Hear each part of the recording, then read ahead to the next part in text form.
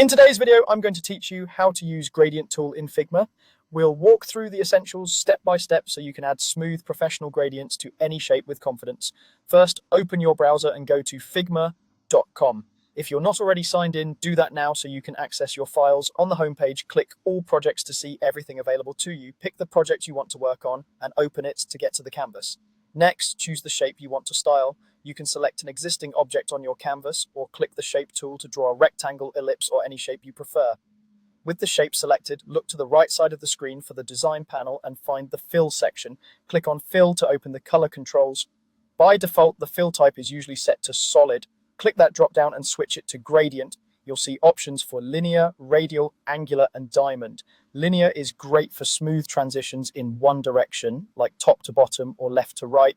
Radial starts from a center point and fades outward, perfect for spotlight effects. Angular wraps around in a circular sweep, creating a dynamic ring of color. Diamond radiates in a diamond shape from the center, which can add a distinctive focal highlight. Once you pick a gradient type, you'll notice handles and a line appear on your shape. Drag the endpoints to set the direction and length of the gradient. Rotate the line to change the angle, and move the center point for radial and diamond gradients to control where the brightest area lands. This on-canvas control is the fastest way to dial in the look you want. Now, select a color for each stop. In the gradient panel, click a color stop and use the color picker to choose your hue. You can enter a hex value if you have brand colors, or adjust using sliders until it looks right.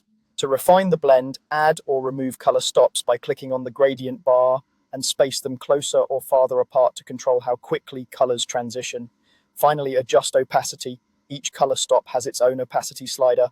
Lowering opacity can create soft fades, subtle overlays, or transparent edges that blend into the background. If you need the entire fill to be more or less visible, you can also tweak the overall fill opacity in the same panel. That's all you need to start using gradients in Figma. Experiment with directions, color stops, and opacity to create depth, focus, and polish in your designs.